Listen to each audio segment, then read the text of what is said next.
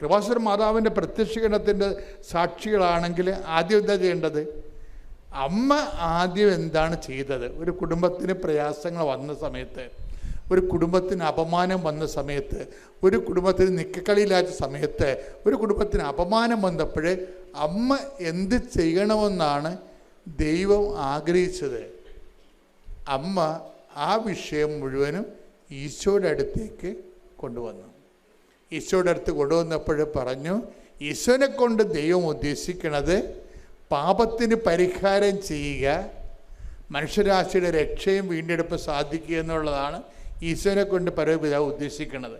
അതുകൊണ്ട് ആ ഒരു ലക്ഷ്യം അട്ടിമറിക്കപ്പെടുമെന്ന് വിചാരിച്ചുകൊണ്ട് ഈശോ ആദ്യം ബ്ലോക്ക് ചെയ്യുന്നുണ്ട്. എനിക്ക് നിനക്ക് എന്താണ്? എൻ്റെ സമയം ഇനി സമാഗതമായിട്ടില്ലല്ലോ. അപ്പോൾ അമ്മ സ്വാഭാവികമായിട്ട്, അമ്മയ്ക്ക് ഏറ്റവും കൂടുതൽ ബന്ധം ആരോടാ? ഈശോനോട് ഉണ്ടായേക്കാളും നേരത്തെ ബന്ധം അപ്പയ്ക്ക് അപ്പായോടാണ് ബന്ധം ഉണ്ടായത്. അപ്പായോടും ബന്ധം ഉണ്ടായതിൻ്റെ പേരിലാണ് അമ്മയ്ക്ക് പരിശുദ്ധാത്മാവിനെ കിട്ടിയത്. അപ്പോൾ അമ്മ അപ്പായോട് പറഞ്ഞു, വാട്ട് ഐ ഷുഡ് ഡു, ഇതാണ് ഈശോ പറയണമെന്ന് പറയും. അപ്പോഴുടനെ പരിശുദ്ധാത്മാവ് അമ്മയ്ക്ക് ജ്ഞാനവരം കൊടുക്കുന്നതാണ്. എന്താണ്? ഇങ്ങനെ ഈ വിഷയത്തിൽ ഈശോ നമുക്ക് ഇടപെടുത്താൻ എളുപ്പ വഴിയുണ്ട്. എന്ത് ചെയ്യണം? അവൻ പറയണ പോലെ ചെയ്താൽ മതി. അതെന്ന് വെച്ച് കഴിഞ്ഞാൽ ആ ഒരു ഇൻസിഡൻറ്റ് സംഭവിച്ചാണെങ്കിലും അതിൻ്റെ ഒരു പ്രായോഗിക വ്യാഖ്യാനം വരണത് അമ്മ പഠിച്ച ആത്മീയതയിൽ നിന്നാണ്. അമ്മയും ഈശോനെ ഉദരത്തിൽ ഉരുവാക്കിയത് അങ്ങനെയാണ്. ദൈവത്തിനൊന്നും അസാധ്യമല്ലല്ലോ എന്ന് അമ്മയോട് പറയണില്ലേ? അമ്മ മനസ്സിലാക്കിയ ദൈവത്തെ, അമ്മയ്ക്ക് വെളിപ്പെട്ട് കിട്ടിയ ദൈവത്തെക്കുറിച്ച് മാലാഖ അമ്മയോട് പറഞ്ഞത് എന്താണ്? ദൈവത്തിനൊന്നും അസാധ്യമല്ലല്ലോ. അപ്പോൾ ദൈവം ആരാണെന്ന് ചോദിച്ചാൽ അമ്മ പറയും, രണ്ട് കാര്യം പറയും. അവൻ വലിയവനാണ്, രണ്ടാമത്തെ കർത്താവിനിക്ക് വലിയ കാര്യങ്ങൾ ചെയ്തിരിക്കുന്നു, അവൻ വലിയവനാണ്. രണ്ടാമത്തെ എന്താണ്? അവന് ഒന്നും അസാധ്യമല്ലാത്തവനാണ്.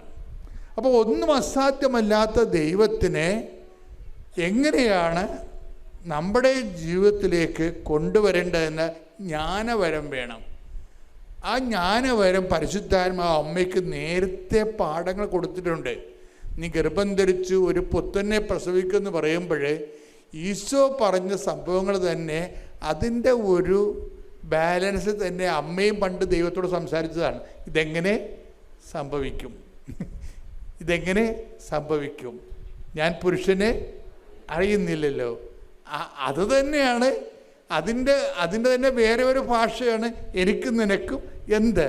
എൻ്റെ സമയം ഇനിയും സമാഗതമായിട്ടില്ലല്ലോ. അതാണ് സംഭവം. രണ്ടും ഒന്ന് തന്നെയാണ്. ഇപ്പം പണ്ട് ഈശോയ്ക്ക് പകരം അമ്മയാണ് ഈ ചോദ്യം ചോദിച്ചത്. അമ്മ എന്താണ് ഈ അപ്പയോട് ചോദിച്ചത്? ഇതെങ്ങനെ സംഭവിക്കും? അപ്പോൾ പരിശുദ്ധാത്മാവ് അമ്മയ്ക്ക് ഒരു ആൻസർ കൊടുത്തു. എന്താ പറഞ്ഞത്? ഞാൻ പരിശുദ്ധാത്മാവ് നിൻ്റെ മേൽ വരും. അത് മാലാഖ വഴി പറഞ്ഞതാണ്. എന്നിട്ട് നിന്നിൽ നിന്ന് ഉത്ഭവിക്കുന്നവൻ അത്യുന്നതൻ ദൈവത്തൊന്ന് വിളിക്കപ്പെടും.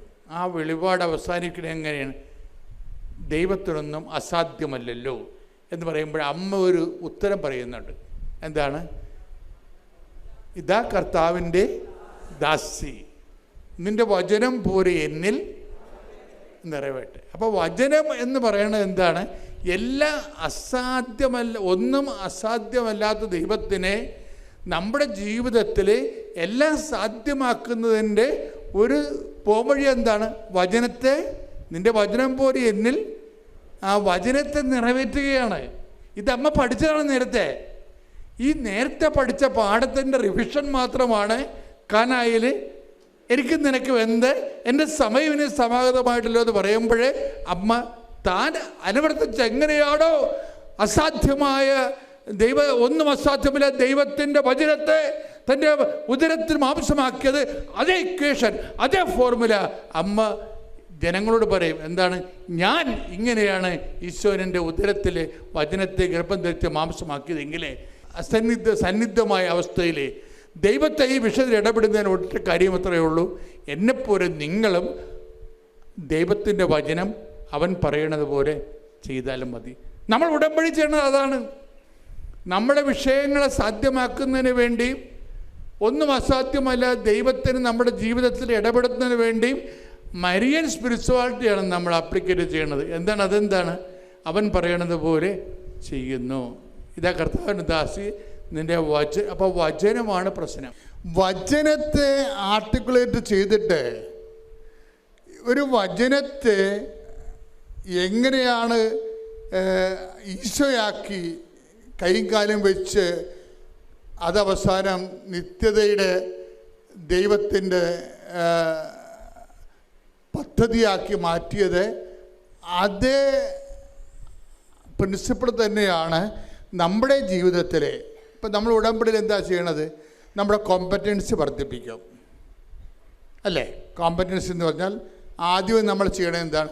ദൈവത്തോട് ഉടമ്പടി ചെയ്യാൻ നമ്മൾ ദൈവത്തോട് ഉടമ്പടി ചെയ്യാനോ ദൈവത്തിന് മുഖത്ത് നോക്കാനോ ദൈവത്തിൻ്റെ വാക്ക് കർത്താവിന് നാമം വൃഥ പ്രയോഗിക്കുന്ന പോലും നമ്മുടെ പ്രമാണത്തിലുണ്ട്. ആ പ്രമാണം കാലഹരണപ്പെട്ടിട്ടില്ല, അല്ലേ? കർത്താവിന് നാമം വൃഥ 10 കൽപ്പനയിൽ ഉള്ളതാണ്. അപ്പോൾ ദൈവത്തിന് നാമം പോലും പ്രയോഗിക്കുന്നത് ഭയപ്പെട്ടാണ് ഉപയോഗിക്കുന്നത്. ആ ഒരു സ്ഥാനത്താണ് നമ്മൾ ദൈവത്തോട് ഉടമ്പടി ചെയ്യണത്, ഈശോനോട് ഉടമ്പടി ചെയ്യണത്. ഉടമ്പടി ചെയ്യുന്ന ആരിലൂടെയാണ് നമ്മൾ ചെയ്യണത്? അതിന് നമ്മൾ ചെയ്യുന്ന ആ ഉടമ്പടി ചെയ്യാനുള്ള യോഗ്യത കൈവരിക്കുന്നത് എങ്ങനെയാണ്? കോമ്പറ്റൻസിയിലൂടെയാണ്. കോമ്പറ്റൻസി എന്താണ്? നമ്മൾ ദൈവത്തോട് ഉടമ്പടി ചെയ്യാൻ പറ്റുന്ന ഒരാളായിട്ട് നമ്മളെ തന്നെ ഈ 3 മാസം കൊണ്ട് നമ്മൾ ഒരുക്കും. ദൈവത്തോട് ഉടമ്പടി ചെയ്യാൻ പറ്റുന്ന ഒരാളായിട്ട് നമ്മളെ തന്നെ ഒരുക്കും. അതെങ്ങനെ നമ്മൾ ഒരുക്കണത്? അത് 3 പോയിന്റിലൂടെ നമ്മൾ ഒരുക്കണത്, കോമ്പറ്റൻസി വർദ്ധിപ്പിക്കണത്.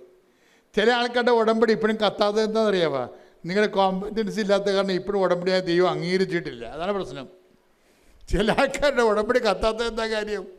നിങ്ങളിപ്പോഴും ദൈവത്തോട് ഉടമ്പടി ചെയ്യാൻ പറ്റുന്ന ഒരാളായിട്ട് ദൈവം കണ്ടിട്ടില്ല. അതാണ് എൻ്റെ പ്രശ്നം. ദൈവത്തോട് ഉടമ്പടി ചെയ്യണമെങ്കിൽ ഉടമ്പടിയുടെ കവനൻ്റ് കോമ്പറ്റൻസി ഉണ്ട്. കവനൻ്റ് കോമ്പറ്റൻസിയിൽ 3 പോയിന്റുകളുണ്ട്. ഈ 3 പോയിന്റും വൃത്തിയായിട്ട് ചെയ്താൽ നമ്മൾ കോമ്പറ്റൻ്റായി. എന്താണ്? ദൈവത്തോട് ഉടമ്പടി ചെയ്യാൻ പറ്റുന്ന ഒരാളായി മാറി. ഒന്നാമത്തത് എന്താണ്? അനുതപിക്കുക, വചനത്തിൽ വിശ്വസിക്കുക. അതാണ് സംഭവം. ഒന്നാമത്തത് നമ്മൾ ആദ്യമായി ഈ ഭാഗം നമ്മൾ ചെയ്തില്ലെങ്കിൽ ബാക്കി രണ്ടും ചെയ്യാൻ പറ്റത്തില്ല. അതാണ് ഏറ്റവും വലിയ വിഷയം. പലർക്കും ഉടമ്പടി വന്നിരിക്കുന്ന ഒരു ചെറിയ പരാജയം അതാണ്. ഈ ഭാഗം നമ്മൾ ചെയ്ത് അനുതപിക്കുക, സുവിശേഷത്തിൽ വിശ്വസിക്കുക എന്ന് പറയുമ്പോഴേ നമ്മുടെ അനുതാപം എന്ന് പറയണത് സുവിശേഷ വിശ്വസിക്കുമ്പോൾ ഒരു വ്യക്തിക്കുണ്ടാകുന്ന അനുതാപമാണ്. ലോകത്തിൽ പലതരം അനുതാപങ്ങളുണ്ട്. ഞാൻ അതിൽ ഖേദിക്കുന്നു എന്നൊക്കെ മന്ത്രിമാർ പറയത്തില്ലേ? അങ്ങനെ ഞാൻ അന്ന് പറഞ്ഞതിൽ ഞാൻ ഖേദിക്കുന്നു. ആ ഖേദമൊന്നും അനുതാപമല്ല. സുവിശേഷവിഹിതമായ രക്ഷാകരമായ അനുതാപം. അനുതാപം 2 തരമുണ്ട്. കേവല അനുതാപമുണ്ട്, മാനുഷിക അനുതാപം ഉണ്ട്. പക്ഷേ രക്ഷാകരമായ അനുതാപമുണ്ട്. രക്ഷാകരമായ അനുതാപം എന്ന് പറയുന്നത് എന്താണ്? സുവിശേഷത്തിൽ വിശ്വസിക്കുന്നത് നിമിത്തം നമുക്കുണ്ടാകുന്ന അനുതാപം. സുവിശേഷം വിശ്വസിക്കുമ്പോൾ ദൈവത്തിൻ്റെ മനസ്സ് നമ്മൾ അറിയുന്നു. ദൈവത്തിൻ്റെ മനസ്സറിയുമ്പോൾ നമ്മുടെ ചില ചെയ്തികളെക്കുറിച്ച് നമ്മൾക്ക് അനുതാപം ഉണ്ടാകുന്നു. അതുകൊണ്ടാണ് സുവിശേഷത്തിന് ധ്യാനം എപ്പോഴും കൂടണം. എപ്പോഴും നിങ്ങൾ സുവിശേഷത്തിൻ്റെ വായിക്കണമെന്നൊക്കെ അച്ഛൻ പറയുന്നതിൻ്റെ കാരണം അതാണ്. പ്രാർത്ഥിക്കുക, കർത്താവ് ദൈവമേ, രക്ഷാകരമായ അനുതാപം എന്നിൽ ജനിച്ച് ദൈവത്തോട്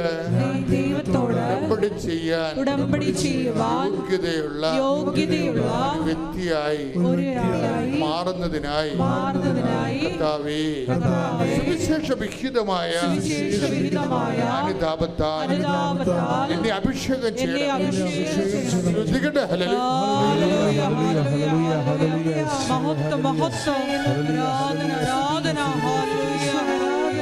പരിശുദ്ധ അമ്മയ്ക്കും യേശുദേവനും ഞാൻ കോടാനുകോടി നന്ദി പറയുന്നു. എനിക്ക് ജോലി കിട്ടിയ ഒരു സാക്ഷ്യമാണ്. എൻ്റെ ജീവിതത്തെ സൂയിസൈഡ് പോയിന്റിൽ നിന്ന് ഇവിടം വരെ എന്നെ ഉയർത്തിയ ഒരു സാക്ഷ്യമാണ് എനിക്ക് പറയാനുള്ളത്. ഞാൻ ഓഗസ്റ്റ് 5 2022 UK-യിൽ എത്തുന്നത്. ഒരു സീനിയർ ഹെൽത്ത് കെയർ അസിസ്റ്റൻ്റ് ആയിട്ടാണ് ഞാൻ അവിടെ പോകുന്നത്. അത് ഡൊമിസിലറി ആയിരുന്നു, door to door service. So ഞങ്ങൾക്ക് ഡ്രൈവ് ചെയ്യണമായിരുന്നു. ഡ്രൈവ് ചെയ്യാൻ കോൺഫിഡൻസ് ആയിട്ട് ഡ്രൈവിംഗ് ലൈസൻസോട് കൂടി പോയ എന്നെ മെൻ്റൽ ഹരാസ്മെൻറ്റോട് കൂടെ അവരെൻ്റെ കോൺഫിഡൻസിനെ ഇല്ലാതാക്കുകയും ഡ്രൈവ് ചെയ്യാത്തതിൻ്റെ പേരിൽ നിരന്തരം പീഡിപ്പിക്കുകയും ചെയ്തുകൊണ്ടേയിരുന്നു. ആ കമ്പനി അവിടുത്തെ സ്ലേവറി, അതുപോലെ തന്നെ കെയർ ക്വാളിറ്റി അതൊക്കെ പ്യുവറായതിൻ്റെ പേരിൽ പോലീസിൻ്റെ നിയന്ത്രണത്തിലായിരുന്നു. അതിൻ്റെ ഒബ്സർവേഷനും അവർക്കെതിരെ കേസൊക്കെ നടന്നുകൊണ്ടിരുന്നൊരു സമയത്താണ് ഞാൻ അവിടെ ചെന്നിറങ്ങുന്നത്. ഞങ്ങൾ പുതിയതായി വന്നിരുന്ന 2 പേരോടായിരുന്നു അവർക്ക് കൂടുതലായിട്ടും അവരുടേതായ പ്രശ്നങ്ങൾ ഞങ്ങളുടെ മേലെ അടിച്ചേൽപ്പിക്കാനാണ് അവിടെ നോക്കിക്കൊണ്ടിരുന്നത്. നിങ്ങൾ എല്ലാവർക്കും അറിയുന്നത് പോലെ തന്നെ UK-ലെയും ഇന്ത്യയിലെയും ഡ്രൈവിംഗ് റൂൾസ് ഒരുപാട് ഡിഫറെൻ്റ് ആണ്. അപ്പോൾ ഇവിടെ വണ്ടി ഓടിച്ച് പരിചയമുള്ള നമുക്ക് അവിടെ ചെന്ന് കഴിയുമ്പോൾ വിത്തൗട്ട് ട്രെയിനിങ് ഒന്നും ചെയ്യാൻ കഴിയില്ല. പ്രാക്ടീസ് തരാൻ പറഞ്ഞ് ഞങ്ങൾ നിരന്തരം അവരെ കോൺടാക്ട് ചെയ്തുകൊണ്ടിരുന്നു. എങ്കിലും ഞങ്ങൾക്ക് ഷിഫ്റ്റ് തരാതെ വീട്ടിലിരുത്തോ മാത്രമേ അവർ ചെയ്തിരുന്നുള്ളൂ. അതിനിടയിൽ ഞങ്ങൾക്ക് ആ കൂടെ കിട്ടിയത് 2 ആഴ്ചയുള്ള ഷിഫ്റ്റ് മാത്രമാണ്. അതിലൂടെ ലോൺ അടയ്ക്കാനോ ഒന്നിനും പറ്റാത്തൊരു സാഹചര്യത്തിൽ ഇനി നിങ്ങൾ ഒറ്റയ്ക്ക് ഡ്രൈവ് ചെയ്ത് ഓരോരോ ഡോർ ടു ഡോർ സർവീസിന് പോകണം, അല്ലെങ്കിൽ നിങ്ങളുടെ വിസ ക്യാൻസൽ ചെയ്തെന്ന് പറഞ്ഞുകൊണ്ട് ഞങ്ങളെ ഭീഷണിപ്പെടുത്താൻ തുടങ്ങി. ഈ സാഹചര്യത്തിലാണ് അവരുടെ കേസ് കൈകാര്യം ചെയ്തുകൊണ്ടിരുന്ന പോലീസ് ഓഫീസിൽ ഞങ്ങൾ താമസിക്കും. ഞങ്ങൾ അവരുടെ അക്കോമഡേഷൻ തന്നെയായിരുന്നു താമസിച്ചുകൊണ്ടിരുന്നത്. അവിടെ വരികയും ഞങ്ങളെ ഇതിൻ്റെ പേരിൽ ആ കമ്പനിയിൽ നിങ്ങൾ എന്തെങ്കിലും പ്രശ്നങ്ങൾ നേരിടുന്നുണ്ടോ, എന്താണ് നിങ്ങളുടെ ബുദ്ധിമുട്ട്, അങ്ങനത്തെ കുറേ കാര്യങ്ങൾ ഞങ്ങളോട് അന്വേഷിച്ചു. അപ്പോൾ ആ മൊമെൻറ്റിൽ ഞങ്ങൾ നേരിട്ടുകൊണ്ടിരുന്ന പ്രശ്നം ഞങ്ങൾക്ക് ഷിഫ്റ്റ് ഇല്ല, ഡ്രൈവിംഗ് ആയിരുന്നു അവർ പറഞ്ഞുകൊണ്ടിരുന്ന ഒരു പ്രശ്നം. അതിൻ്റെ പേരിൽ നിരന്തരം മെയിലായിട്ടും ഫോൺ കോളായിട്ടും ഞങ്ങളുടെ വിസ ക്യാൻസൽ ചെയ്യുമെന്ന് പറഞ്ഞുകൊണ്ട് ഞങ്ങളെ ഇങ്ങനെ നിരന്തരം കോൾ ചെയ്തുകൊണ്ടിരിക്കുമായിരുന്നു. ഇത് മാത്രമാണ് ഞങ്ങൾ അവരോട് പറഞ്ഞത്. പക്ഷെ അവിടെയുള്ള മറ്റ് സ്റ്റാഫുകൾ അവർക്കെതിരെ മൊഴി കൊടുത്തു. അവരോട് പെരുമാറുന്ന രീതി ശരിയല്ല, സ്ലേവ്സ് ആയിട്ടാണ് അവരെ കാണുന്നത്, അതുപോലെ തന്നെ അവർക്ക് ഇനഫ് ഷിഫ്റ്റ് ഇല്ല, അങ്ങനത്തെ പല കാര്യങ്ങളും ഞങ്ങൾ പറഞ്ഞു എന്നുള്ള രീതിയിൽ മറ്റുള്ളവർ അവരെ പറഞ്ഞ് തെറ്റിദ്ധരിപ്പിക്കുകയും അതിൻ്റെ പേരിൽ പിന്നീട് 1 മാസം ഞങ്ങൾക്ക് അവർ ഷിഫ്റ്റ് തരാതെയുമായി. ഇതിനിടയിലും നിരന്തരമായിട്ട് അവരുടെ ഓരോരോ കോളിലൂടെ നിങ്ങളുടെ വിസ ക്യാൻസലാക്കും, നിങ്ങൾക്ക് തിരിച്ച് നാട്ടിൽ പോകും, ഇങ്ങനെ ഞങ്ങളെ പറഞ്ഞ് പേടിപ്പിക്കാൻ തുടങ്ങി. ആ അവസരത്തിൽ അവിടെ ചെന്ന് 1.5 മാസം കഴിഞ്ഞ് ഒരു ദിവസം ഞങ്ങളുടെ അടുത്ത് ഞങ്ങൾക്ക് കോൾ ത്രൂ ഞങ്ങളെ അറിയിക്കുകയുണ്ടായിരുന്നു. 2 ദിവസം ഇന്ന് വിളിച്ചിട്ട് മറ്റന്നാൾ ഈ റൂം നിങ്ങൾ വെക്കേറ്റ് ചെയ്യണം എന്ന് പറഞ്ഞു. അവിടെ ചെന്ന് 1.5 മാസം മാത്രം പരിചയമുള്ള ഞങ്ങൾക്ക് ജോലിയും ഇല്ല, ആരെയും പരിചയവും ഇല്ല. ആ സാഹചര്യത്തിൽ എങ്ങോട്ട് പോകുന്നു എന്നറിയാതെ വന്നപ്പോൾ ആ പരിചയമുള്ളവരെ മൊത്തം വിളിച്ചു നോക്കി. എല്ലാവരും കൈ ഒഴിഞ്ഞു. എല്ലാവർക്കും അറിയുന്നത് പോലെ തന്നെ എല്ലാവർക്കും സ്വന്തം ലൈഫാണല്ലോ ഇമ്പോർട്ടൻറ്റ്. അവിടെ ആരും സഹായിക്കാനുണ്ടായിരുന്നില്ല. ആ ടൈമിൽ അന്ന് അവർ എൻക്വയറിക്ക് വന്നപ്പോൾ ഞങ്ങൾക്ക് ഒരു കോൺടാക്ട് നമ്പർ തന്നിരുന്നു. അത് UK-യിലെ ഒരു ചാരിറ്റിയാണ്, സാൽവേഷൻ ആർമി എന്ന് പറയും. അവരെ ഞങ്ങൾ കോൺടാക്ട് ചെയ്തു. കേട്ടിട്ടുണ്ടാവും എല്ലാവരും. UK-യിലെ കസ്റ്റമർ സർവീസ് എന്ന് പറഞ്ഞു കഴിഞ്ഞാൽ ഭയങ്കര കഷ്ടപ്പാടാണ്. നമ്മൾ പല പ്രാവശ്യം വിളിച്ചാലാണ് അവർ ഫോൺ എടുക്കുകയുള്ളൂ. അങ്ങനെ നിരന്തരം കോൺടാക്ട് ചെയ്തുകൊണ്ടിരുന്ന് ഒരു 5 അവറിനുള്ളിൽ ഒരാൾ കോൾ എടുത്തു. ആ ആളോട് ഇതൊക്കെയാണ് ഞങ്ങളിവിടെ നേരിടുന്ന പ്രശ്നം, എന്ത് ചെയ്യണമെന്ന് അറിയില്ല, ഇവരിങ്ങനെ ഇറങ്ങാനാണ് പറഞ്ഞിരിക്കുന്നത്, ഇനി എന്താണെന്ന് അറിയത്തില്ല, നിങ്ങൾ വന്നപ്പോൾ ഞങ്ങൾ നിങ്ങളോട് റെസ്പോണ്ട് ചെയ്തു എന്നുള്ളതാണ് അവർ ഞങ്ങൾക്കെതിരെ ഇപ്പോൾ ഉന്നയിക്കുന്നത്, ഇനി ഇങ്ങോട്ട് പോകുന്നതാണെന്ന് അറിയില്ല എന്ന് അവരോട് പറഞ്ഞു. അങ്ങനെ അവർ പറഞ്ഞു, ഞങ്ങൾക്ക് നിങ്ങളെ അക്കോമഡേറ്റ് ചെയ്യാനുള്ള സൗകര്യമില്ല, നിങ്ങളെ പ്രൊട്ടക്റ്റ് ചെയ്യണം, പക്ഷെ ഞങ്ങൾക്ക് നിങ്ങളെ അക്കോമഡേറ്റ് ചെയ്യാനുള്ള സൗകര്യമില്ല എന്ന് പറഞ്ഞു. അങ്ങനെ അവർ കോൾ കട്ട് ചെയ്തു. അടുത്ത ആൾ വീണ്ടും ഞാൻ വിളിച്ചു. അവരോട് ഈ കാര്യങ്ങളെല്ലാം ഡിസ്ക്രൈബ് ചെയ്തു. അവസാനം ആ ആൾ പറഞ്ഞു ഓക്കെ വെയിറ്റ് ചെയ്യുമെന്നും പറഞ്ഞുകൊണ്ട് 1 അവർ കഴിഞ്ഞ് തിരിച്ച് വിളിച്ചിട്ട് ഏതെന്നില്ലാത്തൊരു സ്ഥലത്തേക്ക്, ഞാൻ നിൽക്കുന്നിടത്ത് നിന്ന് 5 അവർ എന്തോ വ്യത്യാസമുള്ള ഒരു സ്ഥലത്തേക്ക് ഒരു ക്യാബിൻ വാനിൽ എന്നെ കൊണ്ടുപോയി. എൻ്റെ കൂടെ ഉണ്ടായിരുന്ന ആൾ വേറെ സ്ഥലത്തേക്കും കൊണ്ടുപോയി. ആ സമയത്ത് ആ ക്യാബിൻ വാനിനുള്ളിലിരുന്ന് ശ്വാസം മുട്ടിക്കൊണ്ടിരുന്ന എനിക്ക് എങ്ങടാ ഞാൻ പോകുന്നതെന്ന് പോലും അറിയത്തില്ലായിരുന്നു. അവിടെ ചെന്നു 2 ദിവസത്തോളം ഫുഡ് പോലും ഉണ്ടായിരുന്നില്ല. 3ാമത്തെ ദിവസം അവരുടെ തന്നെ ഒരു സപ്പോർട്ട് വർക്കർ ഞങ്ങളെ എന്നെ കാണാൻ വന്നു. അവരെൻ്റെ ഡീറ്റെയിൽസൊക്കെ ചോദിച്ചു. അവരെ താമസിക്കുന്നതിന് ഒരു കോൺട്രാക്റ്റ് സൈൻ ചെയ്യിപ്പിച്ചു. എന്നിട്ട് അവരെൻ്റെ അക്കൗണ്ടിലേക്ക് അവിടുത്തെ ഒരു ചെറിയൊരു തുക ഇട്ടിട്ട് പറഞ്ഞു, ഇത് നിങ്ങൾക്ക് ഫുഡിനുള്ള പൈസയാണ്, നിങ്ങൾക്ക് പുറത്ത് പോയി സാധനങ്ങൾ വാങ്ങിച്ച്. അവിടെ ഒരു ചെറിയ കിച്ചണും കാണിച്ചു തന്നു. അവിടെ കുറേ അന്തേവാസികളും ഉണ്ടായിരുന്നു. ശരിക്കും പറഞ്ഞാൽ അഭയാർത്ഥികൾ എന്ന് പറയും. അവിടെയുള്ളൊരു ഭൂരിഭാഗം ആഫ്രിക്കൻസ് ആണ്. നമ്മളെപ്പോലെ ഇന്ത്യക്കാർക്ക് ഏത് സമയം വേണമെങ്കിലും ഇന്ത്യയിലേക്ക് തിരിച്ചു വരാം. പക്ഷെ അവർക്ക് അങ്ങനെ പോകേണ്ട കാര്യമില്ല, എത്ര നാൾ വേണമെങ്കിലും അവർക്ക് അവിടെ താമസിക്കാം. അവരെന്നോട് പറഞ്ഞത് നീ ഉടനെ തന്നെ ഒരു ജോലി കണ്ടുപിടിക്കണം, ഞങ്ങൾ നിന്നെ സഹായിക്കാം എന്നുള്ള രീതിയിലായിരുന്നു. അങ്ങനെ അവിടെ നിന്ന് 2-3 ദിവസത്തേക്ക് ഒന്നും കഴിക്കാനോ ഞാൻ പുറത്ത് പോയി ഫുഡ് വാങ്ങാനോ ഒന്നിനുള്ളൊരു മാനസികാവസ്ഥയായിരുന്നില്ല എനിക്ക്. അതിനുശേഷം ഞാൻ അവിടെ ചെന്നൊരു 3-4 ദിവസത്തിന് ശേഷം എന്നെ ഇവിടെ ഞാൻ വന്ന സമയത്ത് കോൺടാക്ട് ചെയ്തൊരു ഫ്രണ്ട്, ആ ടൈമിൽ അവൾ പറഞ്ഞത് അവളൊരു 5-6 മണിക്കൂർ എന്തോ ദൂരെയാണ് എന്നിൽ നിന്നാണ്. അവൾ എനിക്ക് മെസ്സേജ് അയച്ചു, നീ സുഖമായിട്ട് ഇരിക്കുന്നോ, എന്താ വിശേഷം എന്ന് ചോദിച്ചു. ഞാൻ പറഞ്ഞു എൻ്റെ അവസ്ഥ ഇപ്പം ഇതാണ്, ഞാനിവിടെ ഇന്നൊരു സ്ഥലത്താണെന്ന് പറഞ്ഞു. അവൾ എന്നോട് പറഞ്ഞു എൻ്റെ വീട് ഇവിടെ അടുത്താണ്, ജസ്റ്റ് 7 മിനിറ്റ് മാത്രമേ ഉള്ളൂ ഞാൻ നിൽക്കുന്നിടത്തേക്ക്. അങ്ങനെ അവൾ എന്നെ കാണാൻ വന്നു. അങ്ങനെ ഞാൻ എൻ്റെ കാര്യങ്ങളൊക്കെ പറഞ്ഞു. അവൾ അവളുടെ മാക്സിമം ശ്രമിച്ചു എനിക്ക് വേണ്ടിയിട്ട്, ഒരു വിസയ്ക്ക് വേണ്ടിയിട്ട്. അങ്ങനെ അവസാനം ഒരു വാതിൽ എനിക്ക് വേണ്ടി തുറന്നു. അവളുടെ നാട്ടുകാരിയായ ഒരു ആൻറ്റി, ആ ആൻറ്റി അവരുടെ ഗ്രൂപ്പിൽ എല്ലാവരോടുമായിട്ട് അന്വേഷിച്ചു. ഇതിനിടയ്ക്ക് മൂന്നാമത്തെ ദിവസം, ഞാൻ അവിടെ ചെന്ന് 3-ാമത്തെ ദിവസം എൻ്റെ വീടിനടുത്തുള്ളൊരു ചേച്ചി എന്നെ വിളിച്ചു. അപ്പോൾ ഞാനിങ്ങനെ എൻ്റെ കാര്യം പറഞ്ഞു. വീട്ടിലോട്ട് ഞാൻ വിളിക്കാതെയായി, കാരണം അവരോട് എനിക്കിതൊന്നും പറയാൻ പറ്റില്ല. ലോൺ എടുത്തിട്ടാണ് ഞാൻ ഇവിടെ വന്നത്, അത് വലിയൊരു എമൗണ്ട് ആണ്. എൻ്റെ അച്ഛനും അമ്മയും സാധാരണക്കാരാണ്, പിന്നെ എൻ്റെ അനിയത്തി പഠിച്ചുകൊണ്ടിരിക്കുകയാണ്. അപ്പോൾ എനിക്കിത് അവരോടൊന്നും പറയാൻ പറ്റത്തില്ലായിരുന്നു. ഞാൻ ആരെയും വിളിക്കാതെയായി. ഒരിക്കൽ എന്നെ അവിടെ വീടിൻ്റെ അടുത്തുള്ളൊരു ചേച്ചി വിളിച്ചു. ആ ചേച്ചി ഇപ്പോൾ എൻ്റെ സങ്കടമൊക്കെ കേട്ടിട്ട് എന്നോട് പറഞ്ഞു, മോള് കൃപാസനം ഉടമ്പടി എടുത്ത് പ്രാർത്ഥിക്കുക, അത് ഓൺലൈനിൽ എടുക്കാൻ പറ്റും, ഞാൻ നിനക്കത് എങ്ങനെയാണെന്ന് പറഞ്ഞു തരാമെന്ന് പറഞ്ഞു. ആ സമയം വരെ കൃപാസനം എന്തെന്നോ ഈ അമ്മ എന്തെന്നോ ഒന്നും എനിക്കറിയില്ലായിരുന്നു. ആ ചേച്ചി പറഞ്ഞ ഇൻസ്ട്രക്ഷൻസ് അനുസരിച്ച് ഞാൻ ഓൺലൈൻ ഉടമ്പടി എടുത്തു. ആ ടൈം വരെ ഞാൻ യൂട്യൂബ് കയറി ചെക്ക് ചെയ്യുക ഒന്നും ചെയ്തിട്ടില്ല ഇത് എന്താണെന്നുള്ളത്. ഓൺലൈൻ ഉടമ്പടി എടുത്തതിന് ശേഷം ഞാൻ ആ ചേച്ചി നിയമങ്ങൾ വെച്ചു. അതിനുശേഷം ഞാൻ ആ ചേച്ചിയെ വിളിച്ചു. ഇനി എന്താ ഞാൻ ചെയ്യേണ്ടതെന്ന് ചോദിച്ചു. ആ ചേച്ചി പറഞ്ഞു, മോൾ യൂട്യൂബിൽ കയറി ഇങ്ങനെ സെർച്ച് ചെയ്യ്, അപ്പോൾ നിനക്ക് കൃപാസനം ഒഫീഷ്യൽ അക്കൗണ്ട് കാണാൻ പറ്റും. അത് നീ സബ്സ്ക്രൈബ് ചെയ്ത് കഴിഞ്ഞ് കഴിയുമ്പോൾ നിനക്ക് അതിൻ്റെ നോട്ടിഫിക്കേഷൻ കാര്യങ്ങളൊക്കെ വരും, അപ്പോൾ നിനക്ക് മനസ്സിലാവും. ഞാനത് കുറേ ദിവസങ്ങളിരുന്ന് കണ്ടുപിടിച്ച് അന്ന് മുതലേ ഞാൻ പ്രാർത്ഥിക്കാൻ തുടങ്ങി. അതിലൂടെ പ്രത്യക്ഷ പ്രാർത്ഥന ചൊല്ലി, ധ്യാനങ്ങൾ കേട്ട്, സാക്ഷ്യങ്ങൾ കേട്ട് ഞാൻ പ്രാർത്ഥിക്കാൻ തുടങ്ങി. അതിനുശേഷമാണ് എൻ്റെ ഫ്രണ്ട് എനിക്ക് മെസ്സേജ് അയക്കുന്നത്, അവൾ ഇത്ര അടുത്താണെന്നും പറഞ്ഞുകൊണ്ട്. അവരെന്നെ കാണാൻ വന്നു. അതുവഴി ഒരു ആൻറ്റിയെ പരിചയപ്പെട്ടു. ആ ആൻറ്റിയുടെ അബ്രോഡുള്ള ഏതൊരു ബ്രദർ വഴി വേറൊരു അവിടെ വിസയൊക്കെ പ്രൊവൈഡ് ചെയ്യുന്ന ഒരു ചേട്ടൻ എന്നെ വിളിച്ചു. ആ ചേട്ടൻ എൻ്റെ അടുത്ത് പറഞ്ഞു, ഞാൻ ഒരിക്കലും ഒരു മെഡിക്കൽ ഫീൽഡിലുള്ള ഒരാളല്ല, സോ എനിക്ക് ഒരു എക്സ്പീരിയൻസും ഇല്ല, അതിൻ്റേതായ ക്വാളിഫിക്കേഷനും ഇല്ല, നിനക്കിവിടെ ജോലി കിട്ടുക എന്ന് പറയുന്നത് ഭയങ്കര ബുദ്ധിമുട്ടാണ്. അല്ലെങ്കിൽ നീ ഇപ്പം ചിലവാക്കിയതിൻ്റെ തന്നെ ഇരട്ടി തുക കൊടുക്കുകയാണെങ്കിൽ സ്പോൺസർഷിപ്പ് പ്രൊവൈഡ് ചെയ്യുന്നവരുണ്ട് എന്ന് എന്നോട് പറഞ്ഞു. പക്ഷെ ആ സമയത്ത് ഞാൻ എൻ്റെ ലോണൊന്നും ചെയ്തിട്ടില്ല. ഇനി അത്രയും പൈസ തന്നെ ഞാൻ ഉണ്ടാക്കുകയും ചെയ്യണം. എൻ്റെ മുന്നിൽ വേറെ ഒരു വഴിയും ഇല്ലായിരുന്നു. ഞാൻ പറഞ്ഞു, ചേച്ചി ചേട്ടൻ എന്നെക്കൊണ്ട് ഇത് പറ്റത്തില്ല, എൻ്റെ കയ്യിൽ ഇനി അടയ്ക്കാനും പൈസയില്ല എന്ന് പറഞ്ഞു. ആ ചേട്ടൻ എന്നെ പിറ്റേ ദിവസം തന്നെ തിരിച്ചു വിളിച്ചു. മോളെ ഇങ്ങനെ ഒരു ഇതുണ്ട്, നീ അവിടെ പോയി നോക്കുക എന്ന് പറഞ്ഞു. അങ്ങനെ ആ ചേട്ടൻ തന്നെ വേറൊരു ഫ്രണ്ട് വഴി ആ പുള്ളി എന്നെ 2 ഇൻ്റർവ്യൂവിന് ആ ദിവസം തന്നെ കൊണ്ടുപോയി. ഞാൻ അവിടെ ഇൻ്റർവ്യൂ അറ്റൻഡ് ചെയ്തു. പോകുന്ന വഴികളിലെല്ലാം പ്രത്യക്ഷീകരണ പ്രാർത്ഥനയും ധ്യാനങ്ങളും സാക്ഷ്യങ്ങളും കണ്ടിന്യൂസ് അവരെന്നോട് വർത്താനം പറഞ്ഞുകൊണ്ടിരിക്കുന്ന സമയത്ത് തന്നെ ഞാൻ ഇതൊക്കെ കണ്ടിന്യൂസ് ചെയ്തുകൊണ്ടായിരുന്നു പോയിക്കൊണ്ടിരുന്നത്. പകലില്ലാതെ ഭക്ഷണം പോലും കഴിക്കാതെ ഞാൻ ഒരു ദിവസം നിരവധി ധ്യാനങ്ങളും സാക്ഷ്യങ്ങളും കണ്ടിന്യൂസ് ഫോണിൽ തന്നെ ഇത് തന്നെയായിരുന്നു. എൻ്റെ കയ്യിൽ വേറൊരു വഴിയില്ല, ആരെ വിളിക്കണമെന്നറിയില്ല, എങ്ങോട്ട് പോകണമെന്നറിയില്ല, ഇനി എന്താ അടുത്തതെന്ന് ഒന്നും എനിക്കറിയില്ല. ആ കൂടെ ഫോണും ഉണ്ടായിരുന്നു, പിന്നെ എൻ്റെ കയ്യിൽ ആ കൂടെ അവശേഷിച്ചുകൊണ്ടിരുന്നത് ഒരു കൊന്തയായിരുന്നു. ഇത് രണ്ടും വെച്ചിട്ട് ഞാൻ പ്രാർത്ഥിക്കാൻ തുടങ്ങി. അവിടെ ചെന്നു, അതും അവരെൻ്റെ അടുത്ത് പിന്നീട് അറിയിക്കാമെന്ന് പറഞ്ഞ് വിട്ടു. അതിൻ്റെ തന്നെ അടുത്ത ദിവസം എന്നെ ഒരു ചേട്ടൻ വിളിച്ചിട്ട് പറഞ്ഞു, അവരുടെ തന്നെ കോൺടാക്ട്സിലുള്ളൊരു ചേട്ടൻ വിളിച്ചിട്ട് പറഞ്ഞു, നാളെ നിനക്കൊരു ഇൻ്റർവ്യൂ ഉണ്ട്, അത് ഞാൻ നിൽക്കുന്നിടത്ത് നിന്ന് ഒരു 3 അവർ കൂടെ പോകണം. അപ്പോൾ എൻ്റെ കയ്യിൽ മതിയായ പൈസയില്ല, എങ്ങനെ പോകണമെന്ന് എനിക്ക് അറിയില്ല, കാരണം അവിടെ വന്നിട്ട് ഞങ്ങൾ അങ്ങനെ എങ്ങും പോയിട്ടുമില്ല. എങ്ങനെയാണ് അവിടുത്തെ രീതികൾ, എങ്ങനെ ട്രെയിൻ കയറി പോകുന്നത്, എങ്ങനെയാണ് ബസ്സിന് ക്യാഷ് കൊടുക്കുന്നത്, ഒന്നും അറിയില്ലായിരുന്നു. അങ്ങനെ ഞാൻ മാതാവിനെ മുറുകെ പിടിച്ചുകൊണ്ട് ഞാൻ ഇറങ്ങി. പോകുന്ന വഴികളിലെല്ലാം പ്രാർത്ഥിച്ചുകൊണ്ടിരുന്നു, സാക്ഷികൾ കേട്ടുകൊണ്ടിരുന്നു, പ്രത്യക്ഷീകരണ പ്രാർത്ഥന ചൊല്ലിക്കൊണ്ടിരുന്നു. പിന്നീടാണ് ഞാൻ അറിയുന്നത് എന്നെ കൊണ്ടുപോയത് അവിടെ തന്നെ UK തന്നെ വിസ പ്രൊവൈഡ് ചെയ്യുന്നതും കെയർ ഹോമുകളുടെ സ്പോൺസർഷിപ്പ് പ്രൊവൈഡ് ചെയ്യുന്നതും പാർട്ട്ണറുമായ ഒരുപാട് കെയർ ഹോമിൻ്റെ ഉടമയായ ഒരു ചേട്ടൻ്റെ കൂടെയാണ് ഞാൻ പോയത്. എന്നോട് എൻ്റെ തന്നെ അച്ഛനെ പോലെ ആയിട്ട് സംസാരിച്ചു, എനിക്ക് ഫുഡ് വാങ്ങിച്ചു തന്നു.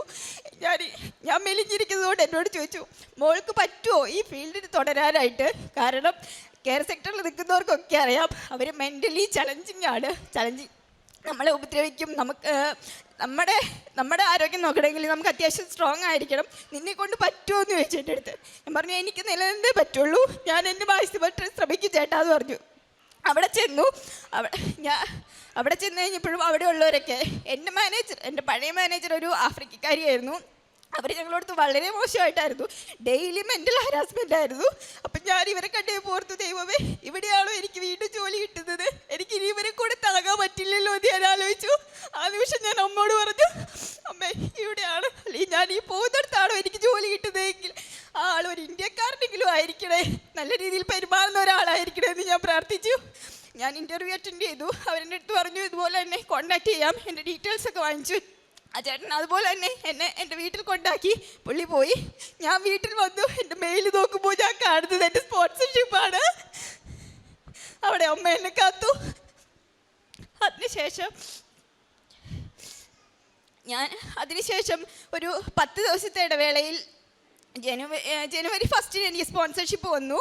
അതിനുശേഷം 10 ദിവസത്തെ ഒരു ഇടവേളയിൽ ഞാൻ അവരുടെ തന്നെ കെയർ ഹോമിൻ്റെ അക്കോമഡേഷനിലായിട്ട് എനിക്ക് സ്പോൺസർഷിപ്പായി. എൻ്റെ വിസയുടെ കാര്യങ്ങളെല്ലാം പ്രൊസീജിയേഴ്സ് എല്ലാം നടന്നുകൊണ്ടിരുന്നു. അവരുടെ തന്നെ അക്കോമഡേഷനിലായിട്ട് ചെന്നു. അപ്പം എന്നെ അവിടെ റിസീവ് ചെയ്യാൻ വന്നത് ഒരു മലയാളിയായ ഒരു മാനേജറായിരുന്നു. ഞാൻ പ്രാർത്ഥിച്ച പോലെ തന്നെ അമ്മ എനിക്ക് അങ്ങനെ ഒരാളെ തന്നു. പിന്നെ അതുപോലെ തന്നെ എൻ്റെ റൂംമേറ്റായിട്ടുണ്ടായിരുന്നത് ഒരു ചേച്ചിയായിരുന്നു. എൻ്റെ അമ്മയെ പോലെ തന്നെ നോക്കി, അത്രയും കഷ്ടപ്പെട്ട് വന്ന് എന്നെ അമ്മയെ പോലെ നോക്കി എനിക്ക് ഭക്ഷണം ഉണ്ടാക്കി തന്നു. എൻ്റെ വഴിയിൽ പിന്നെ ഇന്ന് ഈ നിമിഷം വരെ എനിക്ക് കൂട്ടായി എന്നോടൊപ്പം നടക്കുന്നു. അങ്ങനെ ഞാൻ എൻ്റെ ജോലിയിൽ നന്നായിട്ട് പോകുന്നു. നല്ല സാലറി എനിക്കായി. ഞാൻ എൻ്റെ ഓൺലൈൻ ഉടമ്പടി കണ്ടിന്യൂ ചെയ്തുകൊണ്ടിരുന്നു. പ്രത്യക്ഷീകരണ പ്രാർത്ഥന, സായാഹ്ന പ്രാർത്ഥനകൾ, ചൊവ്വാഴ്ചയുള്ള ധ്യാനങ്ങൾ, സാക്ഷ്യങ്ങൾ. ഒരു ദിവസം എനിക്ക് പറ്റുന്ന പോലെ ജോലിക്കിടയിലാണെങ്കിൽ പോലും ഒരു 5-6 സാക്ഷ്യങ്ങളെങ്കിലും ഞാൻ കേൾക്കും. എനിക്ക് പറ്റുന്ന എല്ലാവർക്കും ഞാൻ ഷെയർ ചെയ്യും. അങ്ങനെ ഞാൻ നല്ല രീതിയിൽ മുന്നോട്ട് പോയിക്കൊണ്ടിരുന്ന സമയത്ത് എൻ്റെ ലോൺ ഞാൻ അടച്ചു. എൻ്റെ അച്ഛനും അമ്മയും ഒരു സാധാരണക്കാരായിരുന്നു. അതുകൊണ്ട് ഞങ്ങളുടെ കുടുംബവും വളരെ സാധാരണ രീതിയിലുള്ളതായിരുന്നു. എൻ്റെ ചെറുപ്പം മുതലുള്ള ഒരു ആഗ്രഹമായിരുന്നു ഒരു നല്ല വീട് എന്നത്. അമ്മയുടെ അനുഗ്രഹം കൊണ്ട് ആ ജോലിയിലൂടെ എനിക്കൊരു നല്ല വീട് വാങ്ങാനും സാധിച്ചു. ഇന്ന് എൻ്റെ അച്ഛനും അമ്മയും ജീവിക്കുന്നത് അവിടെയാണ്. പിന്നെ ഈ വീട് വാങ്ങുന്ന ഈ പ്രൊസീജിയറിനിടയിൽ ഞാൻ സ്ഥലത്തില്ലാത്തത് കൊണ്ട് തന്നെ എൻ്റെ പേരിൽ വീണെടുക്കുമ്പോൾ അതിനൊരു പവർ ഓഫ് അറ്റോർണി ഞാൻ UK ഗവൺമെൻറ്റിൽ നിന്ന് സൈൻ ചെയ്ത് ഇങ്ങോട്ടേക്ക് അയക്കണമായിരുന്നു. അത് നമ്മുടെ ഇവിടുത്തെ പാസ്പോർട്ട് ഓഫീസ് പോലെ തന്നെയാണ് അവിടുത്തെ ഇതും. ഇവിടത്തെക്കാളും വളരെ സ്ട്രിക്റ്റാണ്, നിങ്ങൾക്ക് എല്ലാവർക്കും അറിയുന്നത് പോലെ തന്നെ. അങ്ങോട്ടേക്ക് ഞാൻ പോകുന്ന ദിവസം നമ്മുടെ ഈ ഡെയിലി ബ്രെഡ് സ്റ്റാർട്ട് ചെയ്തിരുന്നതിൻ്റെ ആദ്യത്തെ ദിവസമാണ്, ഫസ്റ്റ് ഡേ. അന്ന് ഞാൻ ഡെയിലി ബ്രെഡ് പ്രാർത്ഥിച്ചു. പോകുന്ന വഴി പോയിക്കൊണ്ടിരിക്കുകയാണ്.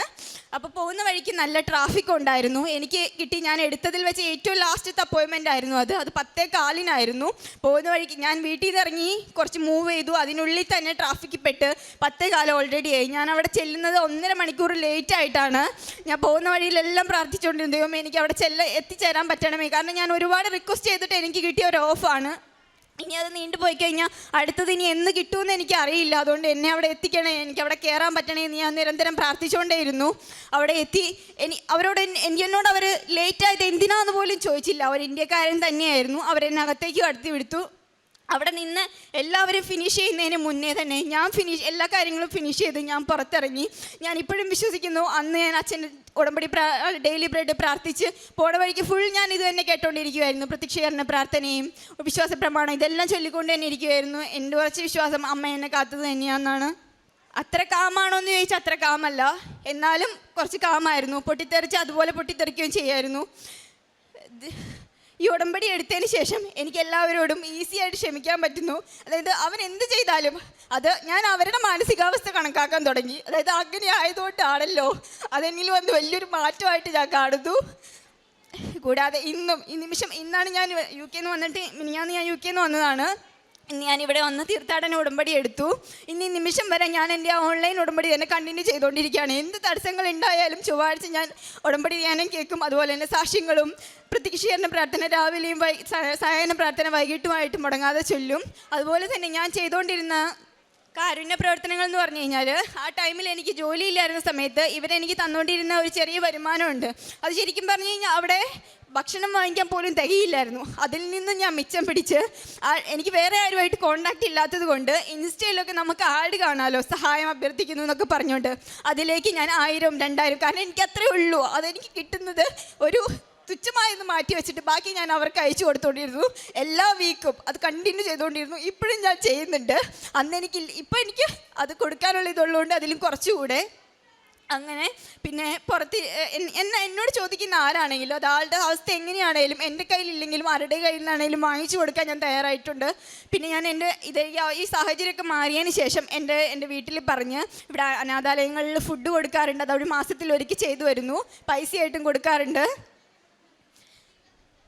ഇന്ന് ഞാൻ ഇവിടെ വന്ന് തീർത്ഥാടന ഉടമ്പടി എടുത്തു. ഈ ഉടമ്പടിയിൽ തന്നെ ജീവിതകാലം മൊത്തം ജീവിക്കണം എന്നാണ് എൻ്റെ ആഗ്രഹം.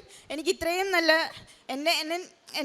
ഞാൻ മനുഷ്യനെ മാറ്റിയതിനും എനിക്ക് ഇത്രയും നല്ല എന്നെ ഇതുപോലെ കൃപയിലൂടെ അതുകൂടാതെ തന്നെ ഞാൻ മനസ്സിലാക്കിയെടുത്തോളം എൻ്റെ യോഗ്യതയിൽ എനിക്ക് കിട്ടിയതൊന്നും, എൻ്റെ യോഗ്യതയിലല്ല എനിക്കിതൊന്നും കിട്ടിയത്. ഞാൻ പറഞ്ഞ പോലെ തന്നെ ഞാൻ മെഡിക്കൽ ഫീൽഡല്ല, അതിലൂടെ മെഡിക്കൽ ഫീൽഡ് അല്ലാത്ത ഒരാൾക്ക് സീനിയർ കെയറായിട്ട് ജോലി കിട്ടുക എന്ന് പറഞ്ഞു കഴിഞ്ഞാൽ പോസിബിൾ അല്ലാത്ത കാര്യമാണ്. ഇതെല്ലാം ഈ ഓൺലൈൻ ഉടമ്പടിയിലൂടെയാണ് അമ്മ മാതാവ് എനിക്ക് സാധിച്ചു തന്നത്. അതുപോലെ തന്നെ എൻ്റെ ലൈഫിൽ നടന്നിട്ടുള്ള എല്ലാ കാര്യങ്ങളും not by merit but by grace, അത് 101 ഷുവറാണ്. പരിശുദ്ധ പരമ ദിവ്യഗാനത്തിന് എന്നേരവും ആരാധനയും സ്തുതിയും പുകഴ്ചയും ഉണ്ടായിരിക്കട്ടെ. ഈശംശായിരിക്കും സ്തുതിയായിരിക്കട്ടെ. എൻ്റെ പേര് ജിതേഷ്, പൊങ്ങണങ്കാട്, തൃശ്ശൂർ പൊങ്ങണങ്കാട് ഇടവയിൽ നിന്നാണ് വരുന്നത്. എൻ്റെ ഭാര്യ നീന, മൂത്ത മകള് ഏന, ഇപ്പോൾ ജനിച്ചത് ആൻ്റോണിയ.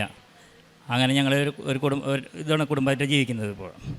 അതേപോലെ തന്നെ ഞങ്ങളുടെ കല്യാണം കഴിഞ്ഞിട്ട് 7 വർഷമായിട്ടാണ് ഞങ്ങൾക്ക് മൂത്ത മകളെ കിട്ടിയത്. വളരെയധികം ക്ലേശത്തോടും അതുപോലെ തന്നെ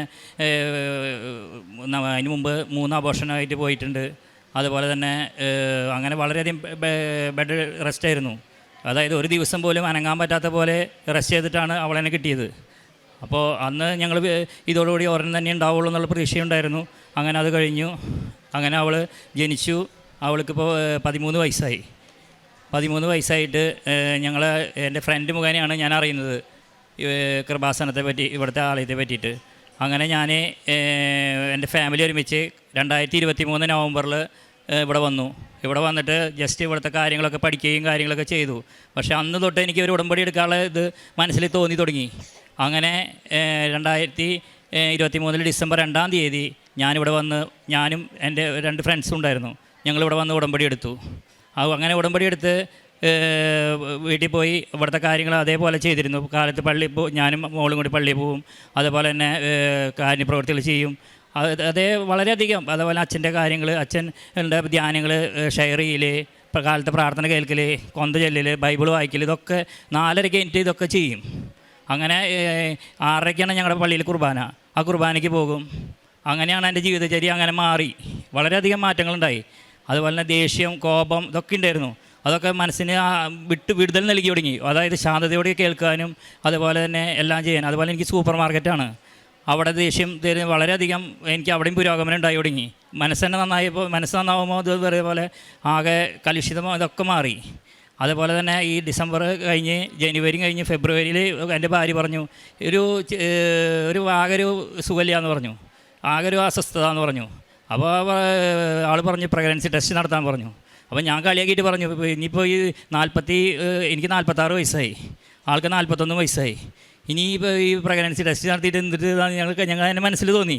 ഞാൻ അവളോട് പറയുകയും ചെയ്തു. എന്നിരുന്നാലും ഒരു മെഡിക്കൽ ഷോപ്പിൽ കാർ നിർത്തി അവിടെ നിന്ന് തന്നെ ഒരു പ്രഗ്നൻസി ടെസ്റ്റ് വാങ്ങി ഞാനും എൻ്റെ ഭാര്യയും കൂടി വീട്ടിലേക്ക് ചെല്ലുന്നു. വീട്ടിൽ ചെന്നിട്ട് അവൾ അതുപോലെ കുറച്ചാൾ കഴിഞ്ഞ് അങ്ങനെ ബാത്റൂമിൽ കയറി അവൾ പ്രഗ്നൻസി ടെസ്റ്റ് നടത്തി. നടത്തിയപ്പോൾ ഓടി വന്ന് എൻ്റെ അടുത്ത് ഒന്ന് വന്നേ എന്ന് പറഞ്ഞു കരഞ്ഞിട്ട്. അപ്പോൾ ഞാൻ ചെന്ന് നോക്കിയപ്പോൾ എനിക്ക് കണ്ടു നിറഞ്ഞു. ഞങ്ങൾ അവിടെ നിന്ന് എന്താ ചെയ്യേണ്ടതെന്ന് എനിക്കറിയേണ്ട അവസ്ഥയായി. കാരണം അതേപോലത്തെ ഒരു അവസ്ഥ. അതായത് ഉടമ്പടി എടുത്തിട്ട് ജനുവരിയിലാണ് ഉണ്ടായിട്ടുള്ളത്. ഞങ്ങൾ ഫെബ്രുവരിയിൽ അറിയുന്നത്. എന്നിട്ട് അങ്ങനെ തന്നെ ഡോക്ടറെ അടുക്കി പോയി. അങ്ങനെ കുറേ കഴിഞ്ഞപ്പോൾ എന്താ ചെയ്യണമെന്നൊരു ഐഡിയ ഇല്ലാതായി. ഞങ്ങൾക്ക് തന്നെ ഒരു മനസ്സിന് എന്തോ ഞങ്ങൾ നേരെ പള്ളിയിലേക്ക് പോയി. അടുത്തുള്ള പള്ളിയിൽ പോയി കരഞ്ഞ് അവിടെ നിന്ന് പ്രാർത്ഥിച്ചു. അങ്ങനെ ഞങ്ങൾ പിറ്റേ ദിവസം ഡോക്ടറെ അടുക്കി പോയപ്പോൾ ഡോക്ടർ പറഞ്ഞു 2 മാസം ആൾ പ്രഗ്നൻ്റാന്ന് പറഞ്ഞു. അപ്പോൾ അതിന് മുമ്പ് ആൾ ജോലിക്ക് പോകുമ്പോൾ ബൈക്കുമ്മി പോകണ്ടായിരുന്നേ. റോഡ് കുണ്ടും കുഴിയും ഒക്കെ ഉണ്ട്.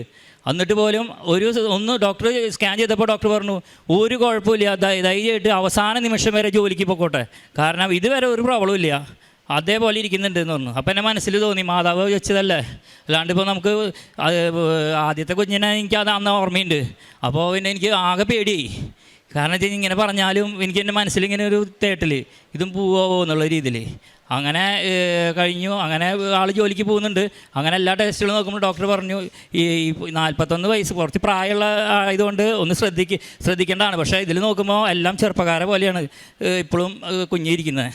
കുഞ്ഞിൻ്റെ വളർച്ചയുടെ നിരക്ക് അതേപോലെ ഇരിക്കണേന്ന് പറഞ്ഞു. അപ്പോൾ തന്നെ എനിക്ക് ഭയങ്കര ഒരു ആത്മീയ ബലം തോന്നി തുടങ്ങി. കാരണം വെച്ച് കഴിഞ്ഞാൽ മാതാവിനുള്ള ഭക്തി എനിക്ക് കൂടുതലാവുകയും ചെയ്തു. അങ്ങനെ ആൾ ഉണ്ടായി. ഒരു ആൺകൊച്ചാണ് എനിക്ക് കിട്ടിയത്. അതാണിത്. അങ്ങനെ ഇത് കഴിഞ്ഞ് 3 മാസം കഴിഞ്ഞപ്പോൾ ഞാൻ പിന്നെ നമ്മുടെ മലയാളികളുടെ സ്വഭാവം വെച്ച് കഴിഞ്ഞാൽ കിട്ടി കഴിഞ്ഞ് പിന്നെ കുറച്ച് കഴിഞ്ഞാൽ മറക്കും. അതേപോലെ ഞാനും മറന്നു. കുറച്ച് ശ്രദ്ധകളൊക്കെ പോയി തുടങ്ങി. ആത്മീയ ചിന്തകളൊക്കെ മാറി തുടങ്ങി പോയി. അങ്ങനെ വയ്ക്കുമ്പോൾ എനിക്ക് വീണ്ടും തലയ്ക്കൊരു കൊട്ട് ഇത് തന്നു, ദൈവം തന്നു. അതായത് അവന് ന്യൂമോണിയ പെട്ടു. വളരെയധികം വളരെ സ്റ്റേജ് വളരെ മോശമായിരുന്നു.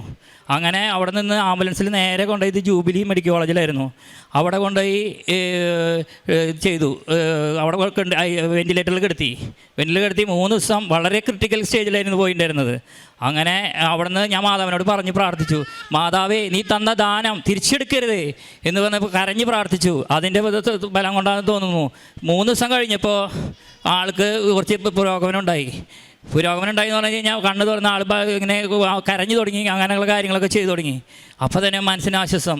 അങ്ങനെ ഞങ്ങൾ വീണ്ടും അവിടെ നിന്ന് ഒരാഴ്ച കഴിഞ്ഞപ്പോൾ ഡിസ്ചാർജ് ചെയ്ത് വീണ്ടും പോയി. വീണ്ടും പഴയതുപോലെ വീണ്ടും കുറേ കഴിഞ്ഞപ്പോൾ വീണ്ടും മറന്നു, വീണ്ടും അതുപോലെ തന്നെ കൊട്ട് വീണ്ടും കിട്ടി. അങ്ങനെ വീണ്ടും ഹോസ്പിറ്റലിലേക്ക് തന്നെ വീണ്ടും ഇത് ചെയ്തു. വീണ്ടും ഇതുപോലെ പ്രാർത്ഥന 2 പ്രാവശ്യം അതുപോലെ ഉണ്ടായി. അതോടുകൂടി മനസ്സിലായി ഇത് വേറെ കളിയാണ്, നമ്മൾ വിചാരിക്കാത്തതല്ല. അതേപോലത്തെ സംഭവമാണ്. മുകളിലുള്ളവൻ തീരുമാനിച്ച പോലെ നടക്കുള്ളൂ. നമ്മൾ കാര്യങ്ങളൊന്നും നമ്മൾ വിചാരിച്ച പോലെ നടക്കില്ല.